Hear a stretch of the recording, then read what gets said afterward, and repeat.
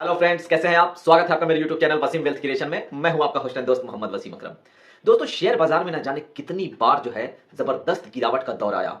कितनी बार ऐसा लगा कि शेयर बाजार में अब सब कुछ खत्म हो जाएगा, सब कुछ बर्बाद हो जाएगा। लेकिन फिर वहां से शेयर बाजार में जो है जो तेजी लौटी, तो उससे दुगनी रफ्तार से फिर जो है निफ्टी और सेंसेक्स ने रिटर्न दिया और वहां से एक अच्छा खासा वेल्थ जो है क्रिएट किया। अभी रिसेंटली में आप लोगों को याद होगा 2020 में वो कोरोना काल, जब ऐसा लग रहा था कि अब सब कुछ खत्म हो जाएगा, कुछ भी नहीं बचेगा, हमारा सारा पैसा डूब गया, पूरी इकोनॉमी खत्म हो जाएगी, बर्बाद हो जाएगा, तबाह हो जाएगा, पूरी दुनिया परेशान थी। लेकिन उसके बाद भी जो है शेयर बाजार में जो रिकवरी आया, वहां से सेंसेक्स, निफ्टी ने, सब ने जो है, सारे शेयर बाजार ने जो है एक नया पीक, एक नया मकाम हासिल किया।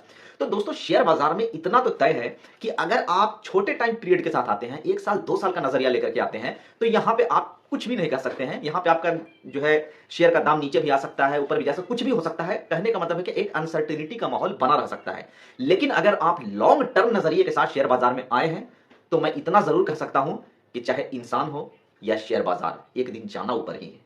एक दिन जो है शेयर बाजार आपको ऊपर ही मिलेगा। और आज के समय में अगर आप इन्वेस्ट नहीं करेंगे, तो आने वाले 2 4 5 साल 10 साल के बाद ये सोचेंगे कि शायद ये हमें एक अच्छा मौका था उस समय इन्वेस्ट करने का, जिस समय हम सोच रहे थे कि पता नहीं क्या होगा। तो शेयर बाजार में इन्वेस्ट करने के लिए आप समय नहीं देखें कि किस समय आप इन्वेस्ट कर रहे हैं। बाजार अगर बहुत ज्यादा ऊंचाई पे है, बहुत ज्यादा पीक पे है, वहां पे इन्वेस्ट करेंगे तो हो सकता है कि आने वाले समय में आपका जो है वेल्थ कम बने, थोड़ा करेक्शन भी देखने को मिले। लेकिन अगर आपका टाइम होराइजन लंबा है, तो आप बहुत ही अच्छा वेल्थ क्रिएट कर पाएंगे। तो दोस्तों, आज मैं आप लोगों के सामने एक शेयर लेकर के आया हूं जो काफी बजिंग शेयर है, काफी चर्चा में बना रहता है, जिसका नाम है Trident limited. Trident limited share को आप लोगों के सामने लाने का मेरा मेन उद्देश्य, मेरा मेन मकसद यह है कि यह शेयर जो है काफी एक बजिंग शेयर है। और इसमें इन्वेस्टर्स काफी जो है, क्योंकि इसका प्राइस छोटा है, तो ऐसा भी लोगों को लगता है कि शायद ये इस बहुत ही छोटी कंपनी है, माइक्रो कैप पेन्नी स्टॉक है। ये भी गलतफहमी लोगों के अंदर रहती है। लेकिन दोस्तों, ये प्राइस छोटा होने से, प्राइस कम होने से कोई पेन्नी स्टॉक नहीं हो जाता है। तो आइए हम ट्राइडेंट के बारे में आज आप लोगों से थोड़ी सी डिटेल में चर्चा करेंगे, और इसके बाद आप लोग एक अच्छा डिसीजन ले पाएंगे कि क्या हमें इस शेयर में इन्वेस्ट करना चाहिए या नहीं करना चाहिए। लेकिन उसके लिए आपको वीडियो में शुरू से अंत तक बने रहना होगा, और जो मैं चीजें बता रहा हूं उसको आपको ध्यानपूर्वक देखना होगा। और दोस्तों, हमारे चैनल पे नए हैं तो प्लीज हमारे चैनल को सब्सक्राइब जरूर कर लें, और अगर हमारा वीडियो पसंद आए तो प्लीज यस जरूर कमेंट में लिखें, जिससे हमें पता चले कि आप लोगों को हमारा वीडियो जो है अच्छा लग रहा है। अगर पसंद नहीं आए तो आप कमेंट में नो भी लिख सकते हैं। आइए वीडियो को शुरू करते हैं। इनकॉर्पोरेट हुई थी ये कंपनी 1990 में, 1990 में ट्राइडेंट कंपनी इनकॉर्पोरेट हुई थी, और इसका जो है हेडक्वार्टर पंजाब में है। कंपनी करती क्या है? कंपनी का मेनली यार्न का बिजनेस है, टेरी टॉवेल्स बनाती है, उसके बाद बेडशीट्स वगैरह भी बनाती है, केमिकल सेक्टर में भी है, और पेपर्स के सेगमेंट में भी कंपनी काम करती है। कंपनी के 3 मैन्युफैक्चरिंग फैसिलिटीज हैं, जिसमें से पंजाब में और मध्य प्रदेश में स्थित है। ये मैन्युफैक्चरिंग फैसिलिटीज पंजाब और मध्य प्रदेश में स्थित है। ये कंपनी बहुत ही अच्छे तरीके से कैपेक्स भी कर रही है, अपना बिजनेस एक्सपेंशन भी कर रही है, और आने वाले समय में इसमें एक अच्छा ग्रोथ नजर आ सकता है, जिस तरह से कंपनी का मैनेजमेंट इस शेयर को लेकर के सकारात्मक तरीके से आगे बढ़ रहा है।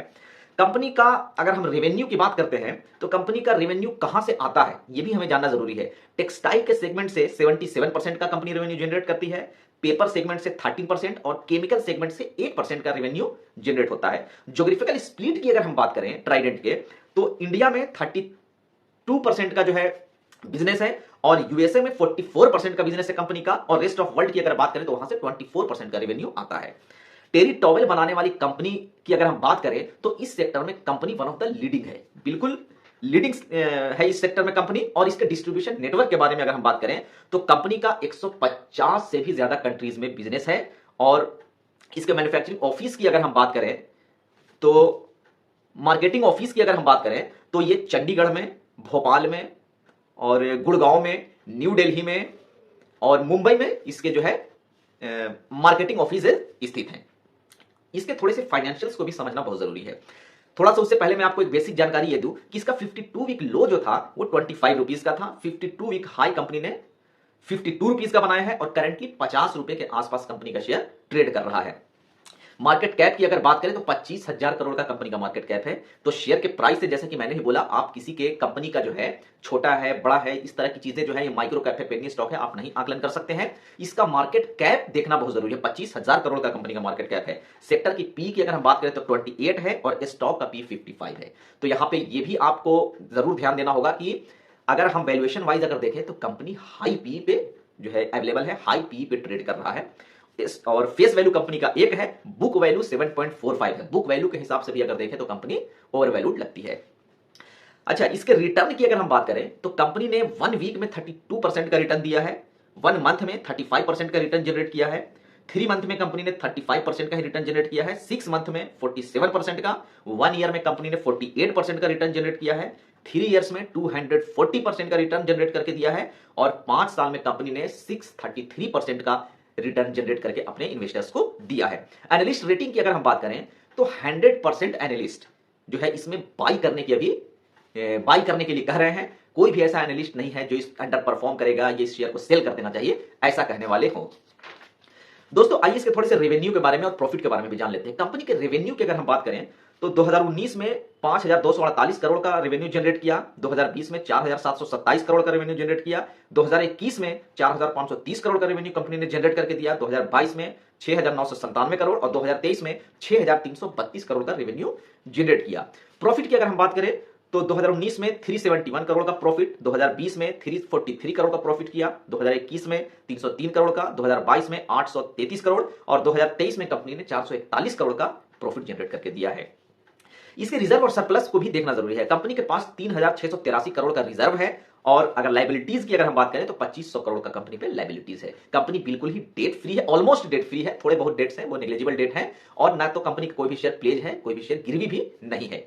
अगर हम इसके 3 ईयर CAGR की बात करें तो कंपनी का रेवेन्यू 10% से ग्रो किया है, कंपनी का ऑपरेटिंग प्रॉफिट जो है वो 3.7% से ग्रो किया है और नेट प्रॉफिट 9.1% से ग्रो किया है। तो एवरेज हम कह सकते हैं कि एवरेज फाइनेंशियल्स इसके हमें नजर आते हैं। लेकिन अब सवाल ये उठता है कि क्या ये कंपनी आने वाले समय में इन्वेस्टर्स की झोली भर सकती है, इस शेयर में इन्वेस्ट करना चाहिए क्या? तो ये जो है कंपनी, सबसे पहले तो ये बता दूं कोई छोटी कंपनी नहीं है। इसमें अगर आप एक लंबे टाइम होराइजन के साथ अगर इस कंपनी में इन्वेस्ट करते हैं तब तो ठीक है, लेकिन अगर आपका होराइजन लंबा नहीं है, आप शॉर्ट टर्म के लिए अगर इस कंपनी के शेयर में इन्वेस्ट करना चाहते हैं तो फिर ये आपको निराश भी कर सकता है, क्योंकि इसकी चाल ही ऐसी है। इस शेयर का चाल जो है वो ऐसा है कि बहुत समय तक ये सोया रहता है, फिर भागता है, फिर कंसोलिडेट होगा, फिर भागेगा। तो इस तरह से ही जो है इस कंपनी का शेयर ने, अगर हम इसका प्रीवियस भी अगर हम देखें, इसके पैटर्न को अगर हम समझने की कोशिश करें तो इस तरह से ही शेयर जो है इसका प्राइस जो है आगे ऊपर बढ़ता है। लेकिन अच्छा शेयर है, इसको आप अगर लॉन्ग टर्म होराइजन के साथ अगर अपने पोर्टफोलियो में शामिल करना चाहते हैं तो बिल्कुल आप इसको कर सकते हैं। और इसके थोड़े से हम शेयर होल्डिंग पैटर्न के लिए भी अगर हम बात करें तो प्रमोटर के पास 73% की होल्डिंग है, FIIs ने 2.56% की होल्डिंग ले रखी है, DIIs के पास थोड़ी बहुत 0.05% की होल्डिंग है और आप जैसे पब्लिक के पास जो है 23% की होल्डिंग है। ओवरऑल अगर हम बात करें तो ब्रीफ में इतना है कि ये शेयर शॉर्ट टर्म होराइजन के लिए आपको अगर लेना है तो बिल्कुल ये मैं तो ना कहूंगा, लेकिन अगर लॉन्ग टर्म होराइजन के लिए लंबा आपके पास समय है तो 4-5 साल के लिए अगर इस शेयर को आप अपने पोर्टफोलियो में शामिल करना चाहते हैं तो एक अच्छा रिटर्न जनरेट करके ये शेयर आप लोगों को दे सकता है और कई गुना रिटर्न देने की कैपेसिटी रखता है। तो दोस्तों ये ट्राइडेंट लिमिटेड को लेकर के हमारा एक छोटा सा ये अपना विश्लेषण था, हमारी अपनी समझ थी जो आप लोगों के सामने शेयर किया। इसे किसी तरह का रिकमेंडेशन नहीं समझिएगा, क्योंकि मैं कोई फाइनेंशियल एडवाइजर नहीं हूं। और वीडियो अगर पसंद आया हो तो प्लीज यस जरूर लिखें कमेंट में, अगर अच्छा नहीं लगा हो तो आप नो भी लिख सकते हैं। और चैनल पर नए हैं तो चैनल को सब्सक्राइब जरूर करें। Thank you so much. जय हिंद, जय भारत।